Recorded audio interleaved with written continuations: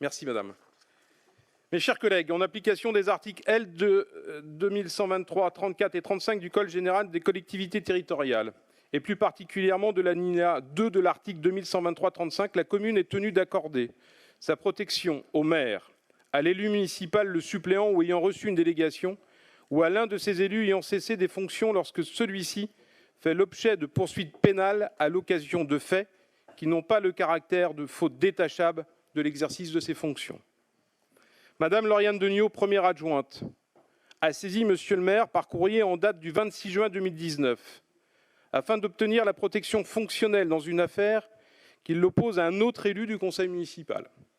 En effet, une plainte a été déposée à l'encontre de Madame Lauriane Deniau par un autre adjoint pour diffamation le 13 mai dernier à la suite de propos tenus lors d'une réunion régulière d'adjoints organisée qui a eu lieu en mairie le 6 mai 2019.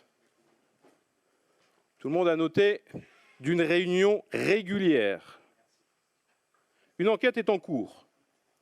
Madame Deniau a fait appel à un avocat pour défendre ses intérêts. C'est pourquoi elle sollicite, comme les textes le lui permettent, le conseil municipal afin d'obtenir 3 points. La protection de sa santé et de sa sécurité, d'une assistance juridique et de la prise en charge des frais d'avocat et de procédure. Compte tenu de ces éléments et suite à la demande formelle de l'intéressé, je vous demande, mes chers collègues, de bien vouloir 1.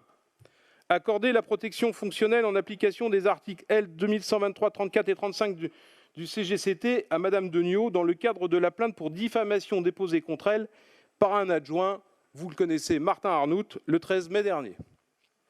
Deuxième point, de prendre en charge les frais de procédure et d'avocat en découlant dans la limite du barème en vigueur pour l'ensemble des actions judiciaires et administratives engagées ou à venir relatives à cette affaire.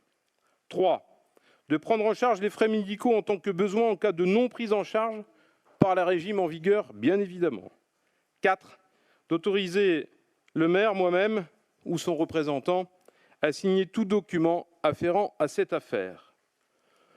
Le montant des dépenses en découlant sera pris en charge sur le budget de la ville au chapitre 011 et 012. Voilà, mesdames et messieurs, le vote que je vous propose. Personne ne s'oppose à ce que le conseil municipal vienne délibérer sur cette délibération. Si j'ai une demande de prise de parole. Monsieur Gauthier-Boucher, vous avez la parole. Attendez, ça... Hop. Oui, merci, monsieur le maire. Monsieur le maire, chers collègues, compte tenu bien sûr de l'actualité de la majorité municipale et du conflit opposant Martin Arnoult à Lauriane Deniau, donc nous sommes saisis, vous l'avez rappelé ce matin, d'une demande de protection fonctionnelle de la ville pour cette dernière. Et s'il nous semble normal que Madame Deniau puisse bénéficier de cette protection, il paraîtrait, selon nous, tout aussi évident que monsieur Arnoult jouisse d'une protection réciproque, vertu de la présomption d'innocence, et ne pas l'accorder, certainement, serait se risquer à une position partiale. Nous observons toutefois que les conséquences des impérities de Madame Deniau, à savoir des accusations de viol sans preuve, elle-même n'étant pas la victime présumée, mais semblant agiter ce thème à dessein, vont aujourd'hui être prises en charge par la collectivité.